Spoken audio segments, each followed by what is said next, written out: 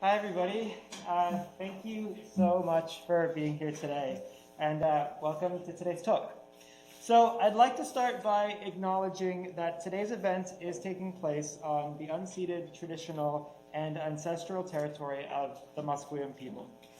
At the Center for Climate Justice, a co-sponsor of this event, we are working to ensure that this acknowledgement is taken seriously and that the responsibilities it necessitates is really at the heart of the center's work. So we know at the center and beyond the center at UBC and in the community more broadly that colonialism is a driver of climate change and climate injustice. One way that this driver manifests is in colonialism's ability to disrupt relationships with the land, with communities close, but also with communities, people, places in common struggle from afar. Today's event is one step in the Center for Climate Justice's work to convene, translate, and mobilize connections across time and space with others who understand colonialism as a driver of climate change and injustice. So Dr. Omar Tesdell is joining us from Birzeit University, where he's an associate professor of geography. Before joining Birzeit, he was a postdoctoral fellow at Columbia University, and he holds a PhD in geography and sustainable agriculture from the University of Minnesota. His work is anchored in a commitment to studying and preserving the landscape and agricultural practices in Palestine. Dr. Tesdell has published his work in an array of academic journals. I'll only name a few here, but Frontiers in Plant Science, the Journal of Arid Environments, Geoform, and the International Journal of Middle East Studies. He has also published public-facing work in Arabic and in English, including Palestinian Wild Food Plants, which is available as an open access book online, which we can share on Twitter and maybe on the center's website as well. Notable is Dr. Tesdell's commitment to the technical, scientific, theoretical, and political dimensions of agroecology. He is the principal investigator of Mekaniet, an independent research collective which works to expand agrobiodiversity and support communities of plants and peoples in Palestine. Now, for me, this work really stands out for its capacity to develop the scientific know-how, but also providing proof that community-engaged research collectives in difficult times and places are not only possible, but that they can really thrive. So today's talk is titled Land-Based Research and Climate Adaptation in Palestine. And Dr. Tesdell will explore how the techniques of agroecological adaptation have enabled Palestinian communities to persist under various forms of duress. This event, importantly, is co-sponsored by the Wall Institute's program on the Climate and Nature Emergency, the Center for Climate Justice, UBC's Middle East Studies program, and also the Department of Geography. So Omar, thank you so much for making this trek, enduring the jet lag, and joining us. We're really happy to have you.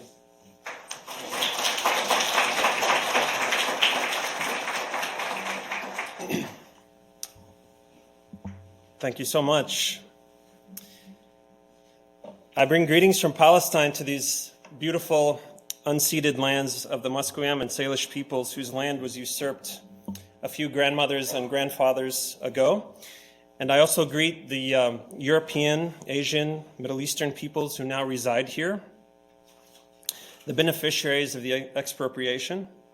Immigrants to North America are not only the beneficiaries here, but they are also themselves historically embedded in relations of domination in their lands of origin.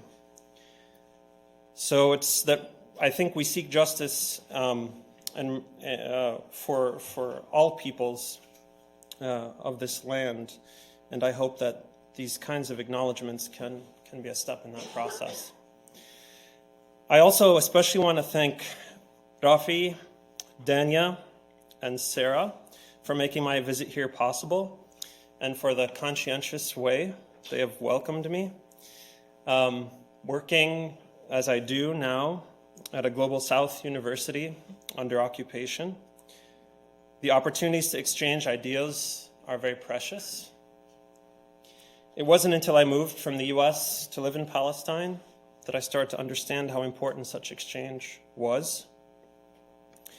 Moreover, living in Palestine for almost 10 years now, I've come to see colonization with greater nuance, both in the specific and universal nature of how humans dominate each other and other beings. And finally, starting our seed collection and trials of native plants from within their context has also yielded very valuable insights for me into the challenges and rewards of rigorous research in the margins. So this paper is all new work for me. I prepared over the last several months for this lecture, and I'm very interested to hear your comments and share your thoughts with me as I prepare it for submission.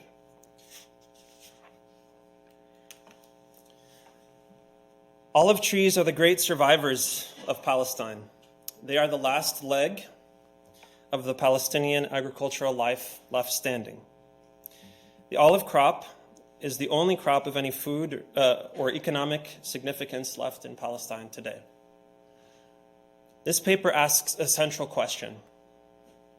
Why, when Palestinian small-scale agriculture collapsed, trapped between worldwide economic shifts and military occupation, did the olive culture not only survive, but thrive?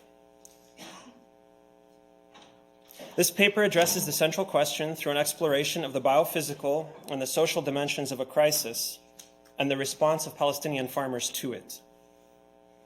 While the socio-political and economic factors of increased olive production over the last 100 years has been recently extensively and importantly explored by Rieger in 2018 and others, the biophysical aspect has not been explored.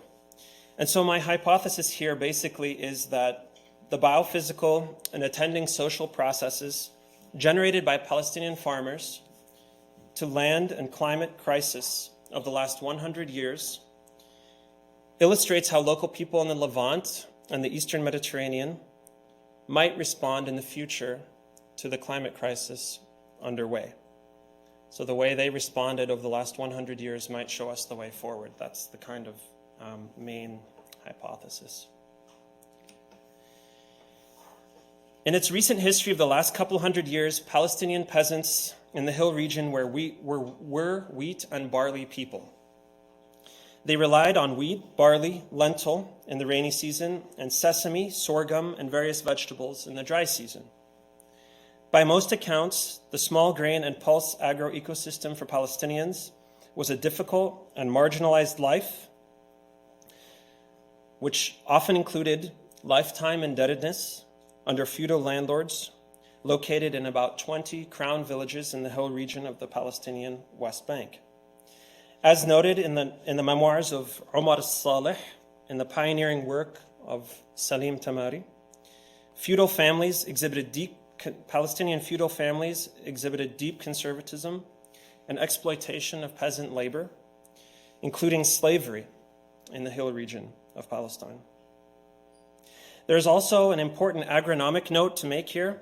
Small grain and pulse production at small scale is incredibly laborious, and it lends itself to exploitation. This production system also requires annual cycles of tilling, planting, weeding, harvesting, and processing. It is moreover not possible to be a part-time wheat and barley farmer because of the annual growth habit of the plant and because of the characteristics that require annual tillage. With the exception of the cash crop citrus plantations on the coast, the main fruit and nut trees were olives, grapes, figs, and almonds, and they were concentrated in certain areas of the north-central hill region of Ramallah and Nablus. Olives are by far the most important crop in Palestine and the tree culture. The decline of the Ottoman Empire's domination of Palestine probably marked the low point in olive production. And as Rieger's pioneering research has shown, the land under olive cultivation greatly expanded since World War I and the end of the Ottoman domination in Palestine. Olive production grew under the British Mandate, the Jordanian period, and the Israeli occupation. It has grown substantially, and this is exactly the opposite of what I think a lot of people assume, that it actually has declined. But in fact, it has greatly expanded. In fact, according to Rieger's research, the area of olive cultivation tripled after 1919 and then doubled again after 1948. Moreover, there were remnant monumental ancient olive trees in many parts of the hill region, dating from the Byzantine or Rumi period and the early Islamic period, the Islami period, when the monastic economy built them up and supported their cultivation. To this day, often the oldest trees in the central hill villages are those located close to the village core where the monastery remains are located.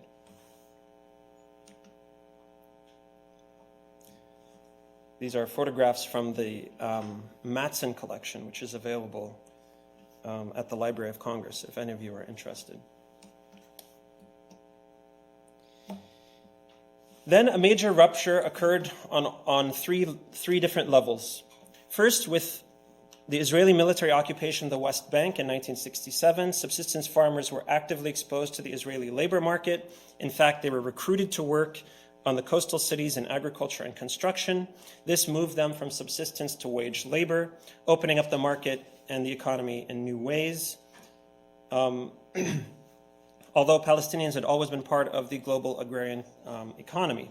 Second, small-scale Palestinian farmers from their tiny corner of the planet were then exposed to these huge worldwide shifts, economic shifts that we are all familiar with: market liberalization, mechanization, subsidization of global north producers, adoption of chemical fertilizers. And this exposure was due to the restructuring of the labor market in Israel, but also to the agricultural modernization projects that are part of worldwide shifts at the time. And third, to make matters even worse, especially in the late 1970s and early 80s, Israelis began an intensive colonization project in the West Bank by confiscating and buying land in the West Bank to build settlements. Today, there are now 500,000 Israeli settlers located in about 130 settlements, and some as large cities resembling suburban neighborhoods, some of them more like outposts with containers. Much of this confiscation was conducted by restructuring Ottoman land law to allow expropriation of the land under the guise that it was no longer cultivated and therefore could be declared state land. So the overall result was that rural Palestinians left en masse small-scale agriculture and they turned to wage labor. As noted above, the local agro-ecosystem until that point was structured on small grain and pulse production. And Palestine was also unique in that its small size, basically you could commute as a wage laborer from your job in the coast, home every night or in the weekend, back to your home village. So it was also extremely unique in that sense that people didn't have to migrate to the cities. In fact, Israelis didn't want them to migrate. They wanted them to go home every night or every weekend. So therefore, a major agroecological crisis was set up. Palestinian farmers were pinned between a settlement project using the excuse of uncultivated land to confiscate their land, and second, the collapse of the rural grain-based agroecosystem, reduced to part-time status of farming in Palestine by farmers turned construction workers. So that's really the crisis point. And I think this is where I think we have a lot to learn because of the ongoing and coming crises. What happens next is most remarkable. Palestinian farmers in the West Bank, supported by local communities and other organizations, built and expanded the olive groves greatly, yet again, not just after 1919, not just after 1948, but again after 1970 and 1980. They expanded greatly the olive trees. And in doing so, they brought forth a new perennial agroecosystem to replace the annual grain agroecosystem. Within a couple of decades, a new forest of olive trees flourished across the hill region of the West Bank.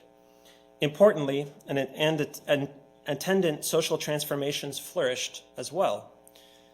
Families began to take weeks or days off in the month of October when the olives are harvested from their regular wage labor jobs to hand harvest olives. Or be in the olives, as it is said in the vernacular. Even at my university, we have an official holiday each October for the olive harvest. We have one Saturday every October. It's also become a central thread in the social fabric of the West Bank today.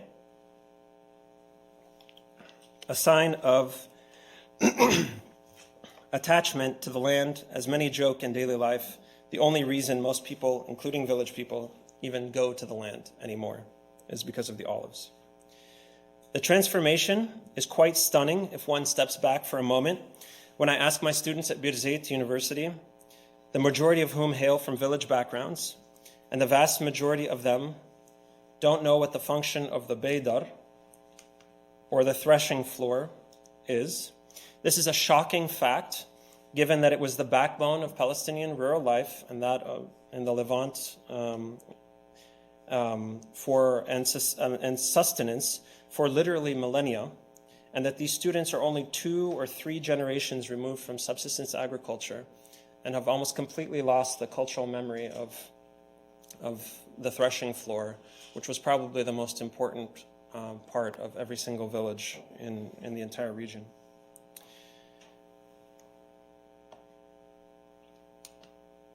There continues to be lamenting of the decline of small grain production in Palestine by Palestinian nationalists and strains of the global left, as they rightly point out that we have become dependent on grain imports, and that has been created by a decline in Palestinian production of wheat. However, this work de-emphasizes 2 things. First, the large-scale exploitation and gendered violence by Palestinian rural and urban elites that was required to maintain subsistence farming within feudal land tenure systems. Second, the ecological costs of annual grain production, especially plowing the soil, which causes erosion, soil structure loss, soil organic matter loss, and by de-emphasizing these costs and realities in the service of rigid theoretical categories, we do a disservice to the damage exacted upon the lived reality of peasants and with ecological beings and forces. In the early pioneering work of Sumaya Farhat Nasser of Birzeit University in 1980, the olive trees were becoming of increasing, she documented that olive trees were becoming of increasing importance in the West Bank. According to her study of the hill region of Palestine, the area under olive cultivation increased 12% in just 13 years in the 1970s. Similarly, the work of Saeed Assaf, based on his own data from the Olive Oil Council, shows a major decline in wheat production, 72%, and a massive increase, 600% increase in the tons of olive oil produced. So here on this, I just charted it basically from Assaf, and you can see from the 1960s to 2006, the green line is olive, and the 3 blue shaded lines are the grains. And you can see what happens to the grains, you can see what happens to the olives, and this is land area. There's other ways to measure it, right? But so basically at the same time, the grains are collapsing, the olives are taking over. In a seeming paradox, at the same time there was a steep decrease in the land area and yield of wheat, there was a steep increase in the area and yield of olive trees. However, even more surprisingly, the expansion of olives in the 1970s and 80s was not the first time that Palestinians engaged in this process. And this was, I have to thank all of you for making me do this research, because I myself found myself very surprised at many of these facts that I was uncovering. That this wasn't even the first time. So as I mentioned before, the area under olive cultivation in historic Palestine greatly expanded. And I don't really have time. I'm going to basically skip over this entire section in the paper. But I just want to mention one quote from a 1922 dispatch from the early 20th century arboriculture work of Najib Nassar, an early Palestinian land activist.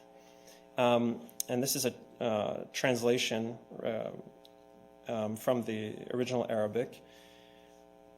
1922, he is counseling local people who were at the front lines of land dispossession in the Galilee.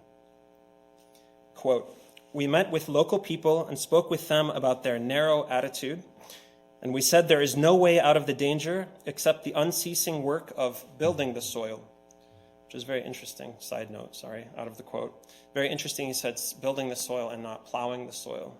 I find that very interesting. Back to the quote, it's skillful cultivation and the planting of trees. That they should establish a treasury of 500 olive seedlings for every son of the village, that they do not sell any of their land to urban land brokers, some of whom have in turn sold the land, that they guard against embroilment in religion, that they should educate their children both scientifically and practically. We saw the despair seeping into their being because of the lack of rain and the danger encircling them. This is climate crisis 100 years ago in Palestine.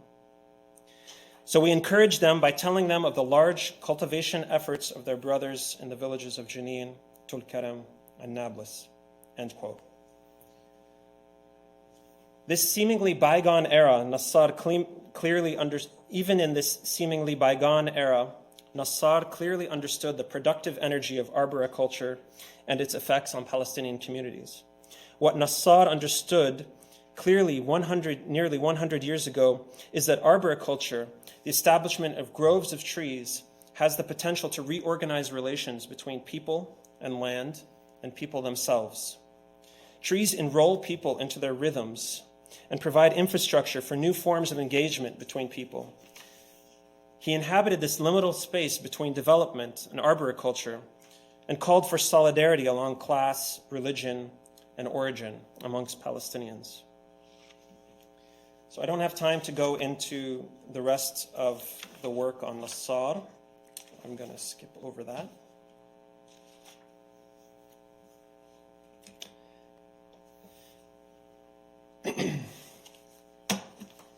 For more than 100 years in the wake of the collapse of the Ottoman domination in the First World War and dramatic crises and colonization,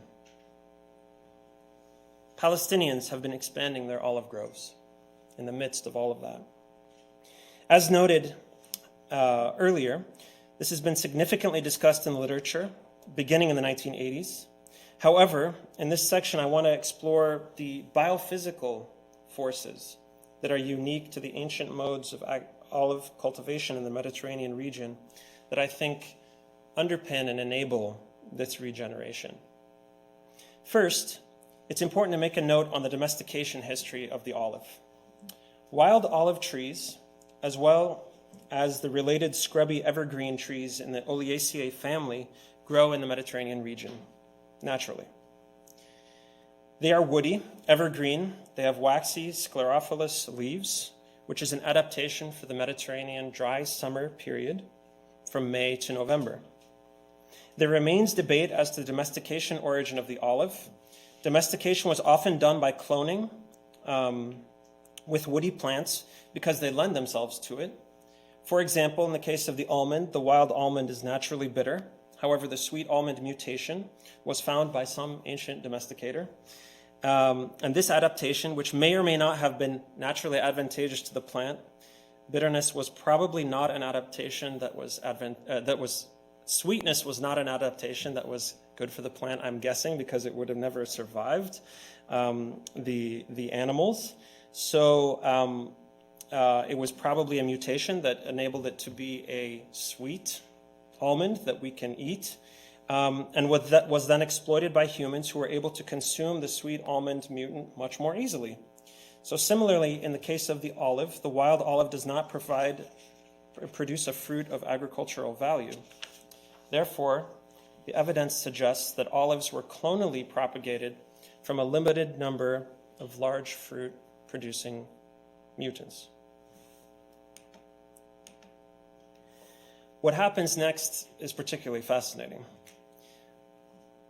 Once the agricultural variety with larger fruits was found, it was grafted onto wild rootstock. In effect, the ancient olive tree we see today around Palestine and all over the Mediterranean is actually composed of two trees. The base rootstock of wild olive and a scion of large fruit-producing clone. Our ancestors essentially vegetatively propagated olives and channeled the hardiness of the wild rootstock.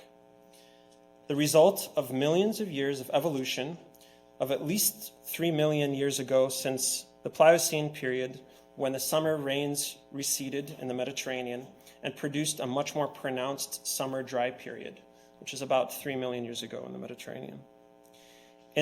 As the area dried, summer rains receded, and waxy sclerophyllous leaf adaptations became more advantageous to survive the summer drought. So we have two kinds of trees usually. If they are evergreen, they are waxy leaved, and if they are not waxy leaved, they drop their leaves to survive the summer drought.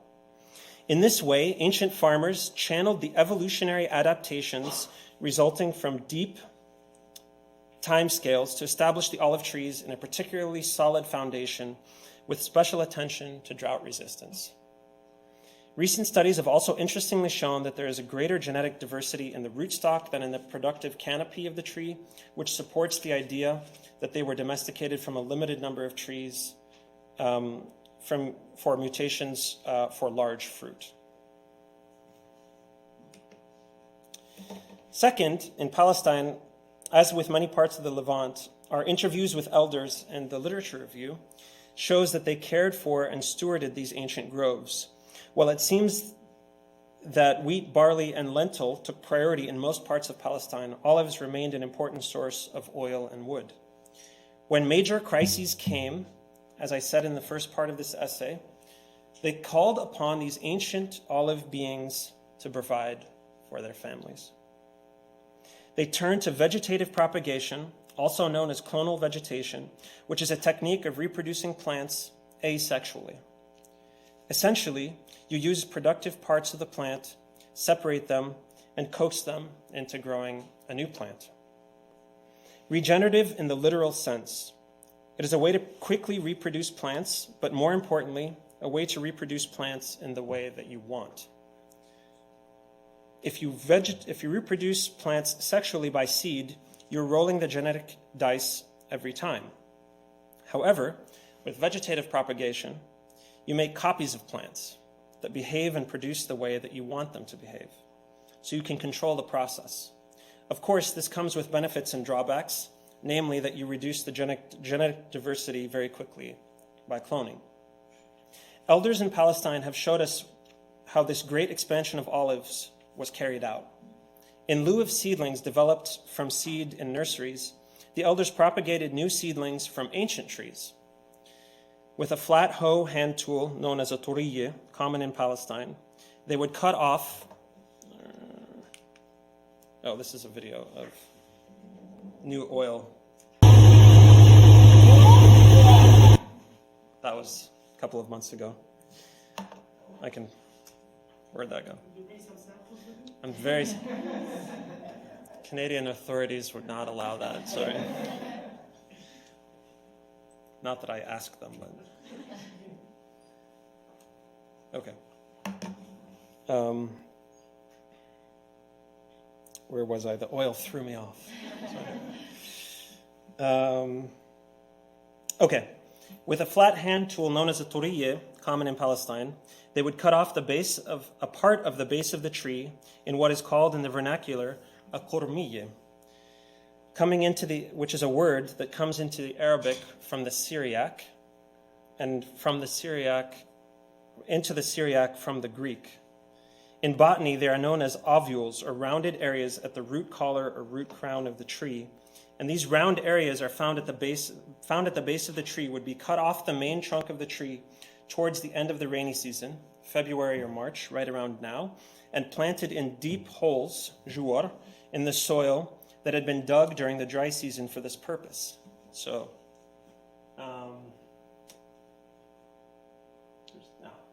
okay, you can see where this is an old tree, not super old, I mean probably a couple 100 years old, and then you can see where the graft, right? So you can see this part of the tree, and this is the base of the tree, and here was where the graft still is visible, and so this is wild rootstock, and this is the productive part of the tree.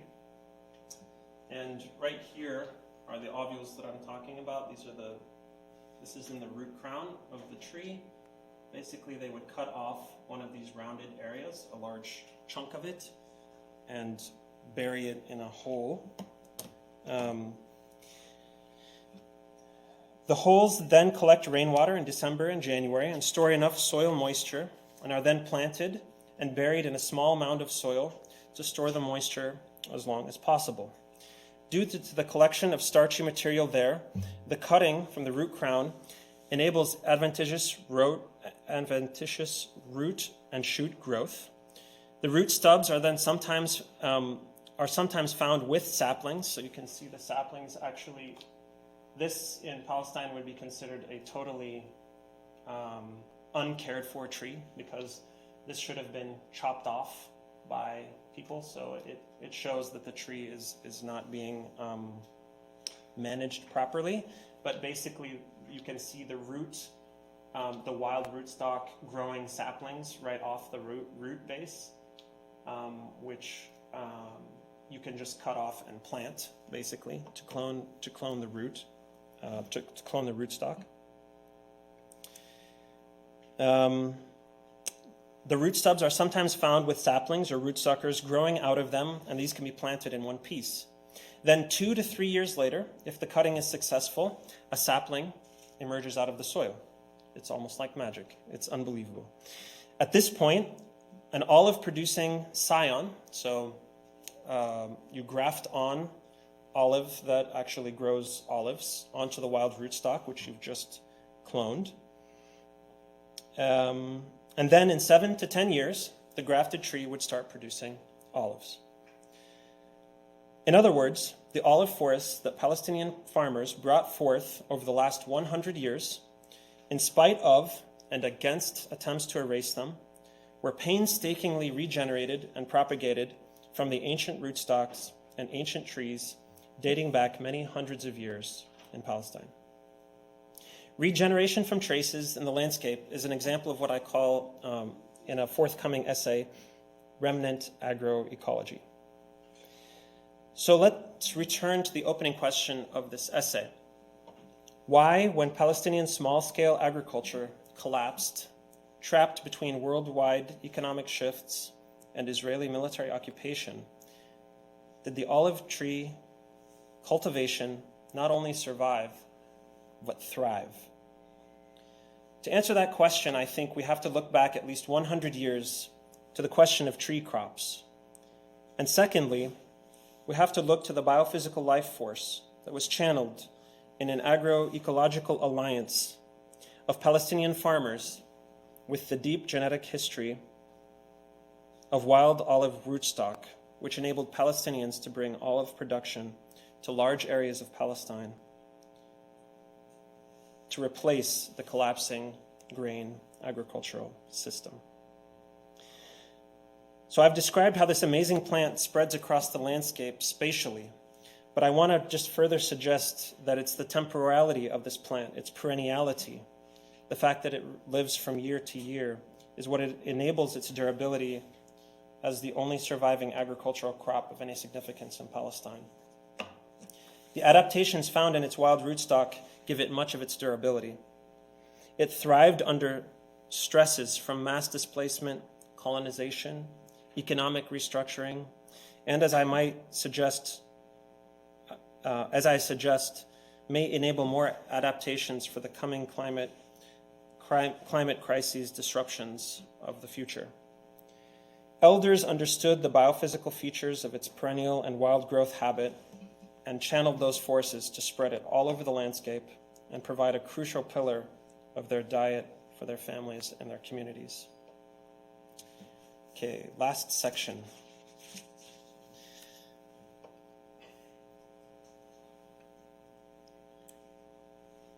Modeling work suggests more frequent and intense drought and high temperature episodes in the coming years in the Eastern Mediterranean. With regard to olives, studies indicate that climate shifts will reduce the productivity of olives in the Levant, especially due to temperature changes and moisture ranges during the flowering and fruiting period, which is the most sensitive for olives. The need for continued research and adaptation is clear, but in this final section, I want to return to the central premise of the paper and pose some queries. So 100 years ago, Palestinians were in a major agroecological and food crisis in the wake of the ravages of the First World War and the railroad construction, which destroyed many trees in Palestine. Wheat and barley production in the Levant was located within a complex land tenure system, much of which were dominated by large landowners, both feudal and emerging capitalist classes. Palestinian peasants bore the brunt of this violence in the grain production system of local Arab feudal lords, Ottoman and British authorities, and later, the Zionist movement, land expropriation. Furthermore, annual grain production, and this is probably the most, shall we say, controversial aspect of this paper, probably, even at a small scale and even at the subsistence level, requires plowing of the land to produce a crop. Annual grain production is implicated in the fabric of social and ecological and social damage. This human-induced ecological disturbance, plowing, has a host of deleterious agroecological effects, including erosion, soil organic matter loss, soil structure loss, nutrient loss, water loss, biodiversity loss, among others. Arguments for reestablishing grain production rightly show the dependencies of global South countries created by economic restructuring towards fossil fuel-based production, tractors, fertilizers, chemicals, and transportation, subsidies. But as I said earlier, and I'll repeat again, these arguments do not adequately address the socio-ecological damage that would be integral to a return to annual grain-based production in the region.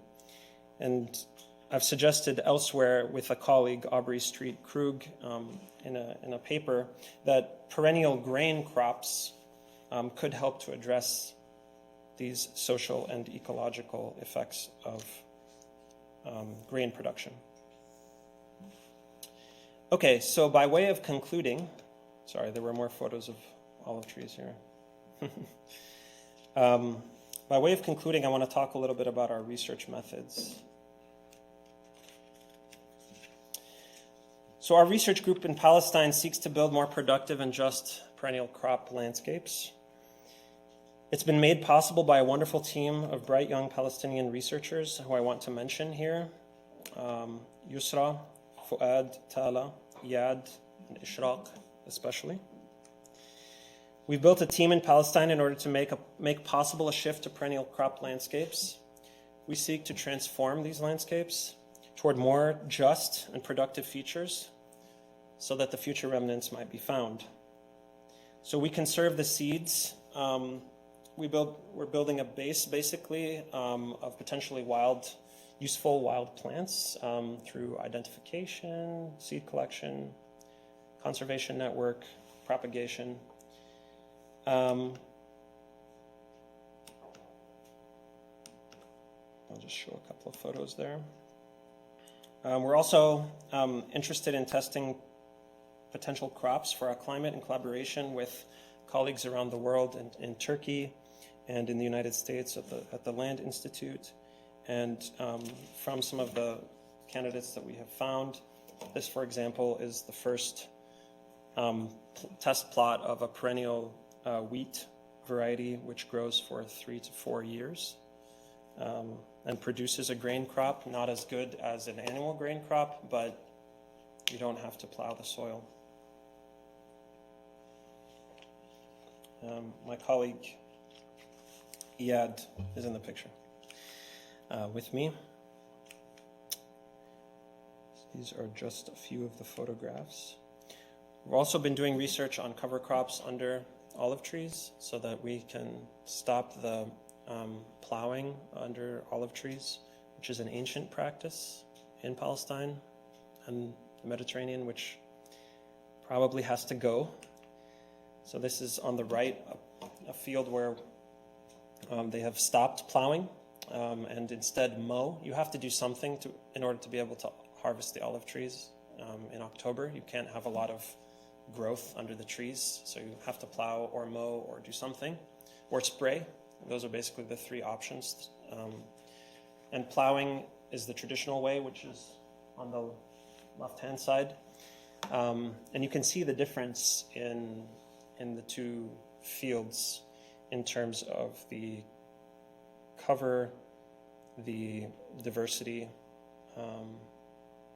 The plowed field looks dead, basically, and the mowed field does not. So we're conducting a study now from mowing under olive trees and trying to do this research in Palestine, which is difficult, shall we say.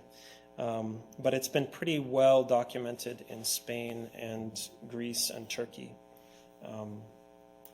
this particular method, but we need to do it in Palestine too.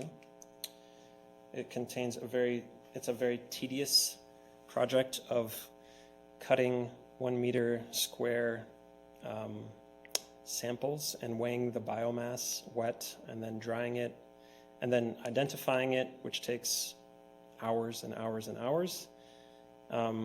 We were able to find like 36 species in 1 meter by 1 meter squared plot last year, which is quite remarkable.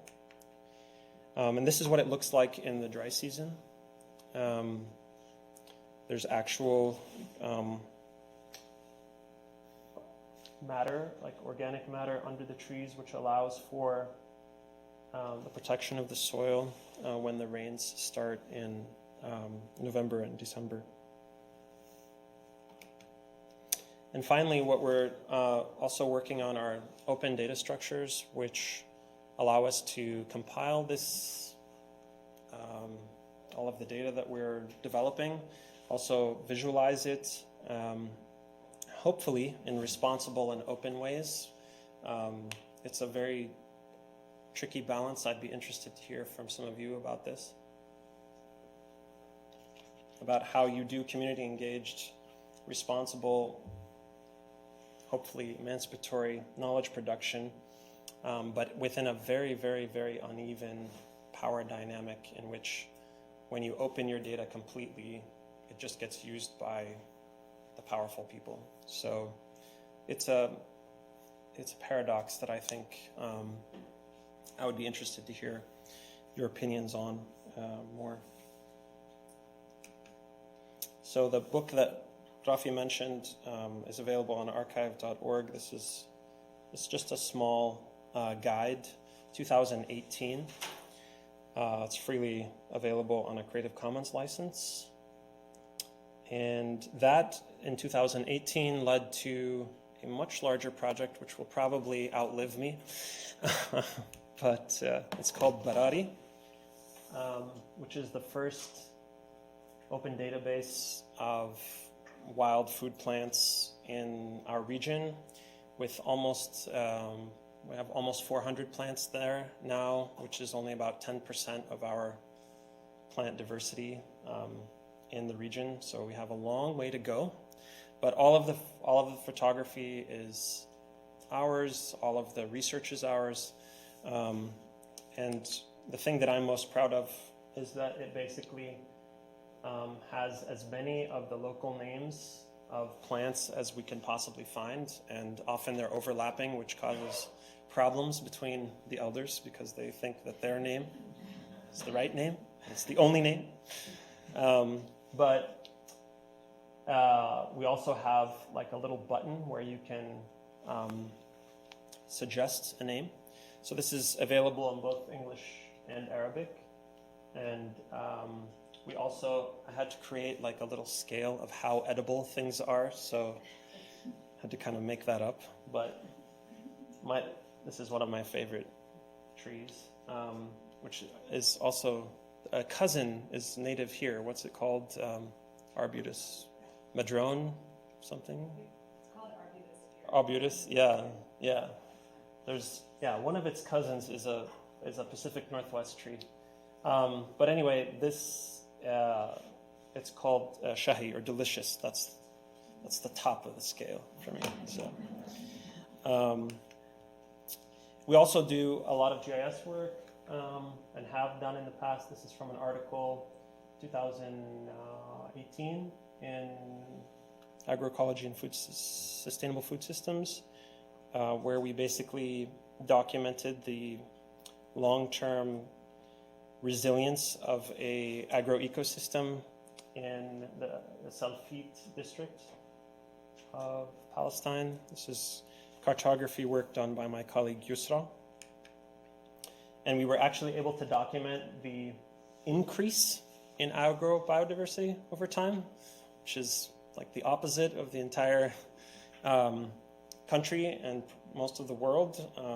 Usually goes down over time. In this village, it went up over time, and we tried to understand why. And it was mostly comes down to the fact that there's some very amazing women who run the show there, but there's other reasons that we talk about in the article too. That's that article. And then this is the database, one of the databases that we've created. Okay. So if we are to continually learn from natural systems to build agroecologies, then how might olive trees offer insights into our work? One way to answer that question is to explore the proliferation of olives across Palestine over the last 100 years, which I've tried to do in this paper. I think it might be said that it was a community-driven biotic response to crisis, a response invested with the deep time of millions of years of evolution in the rootstock, mutations providing the large fruit in the scion, and the human ingenuity to draw these two together to provide for their families. In a moment of crisis during the collapse of the grain-based agroecology, they reached back into the remnant ancient olive trees, themselves formed from grafting mutant large fruit trees onto wild rootstock. At a moment when military occupation and men leaving to work in Israel and cash crop agriculture and construction, this crisis precipitated a renewal. This renewal sought to sustain their families and ended up building a new society based on olive production. Importantly, the stock did not come from outside Palestine. It was regenerated from within the ancient trees. They were the survivors of the ancient trees. Crucially, this allowed for part-time farming. It's also more extensive than wheat and barley culture. It was also much faster because it was done through cloning. And it was underpinned by ancient practices of vegetative propagation that channeled millions of years of evolution and thousands of years of growing to their benefit. So in this way, I might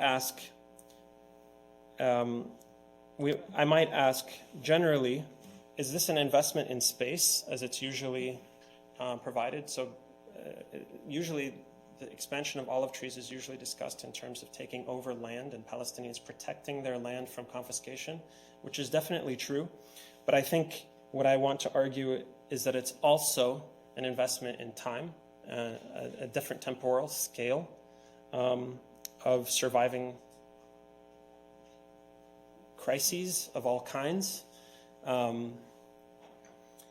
It's hard for a geographer to admit. So we might ask, how might the transition to perennial crops generated from ancient crops to assemble a new forest to sustain their families show the way to future adaptations to sustain Palestinians and other marginalized peoples in the coming climate disruptions and crises? And finally, how might we learn from our plant relations to have durable food production to sustain our communities? How might we learn from their deep time scales to enable our deep adaptation? Thank you.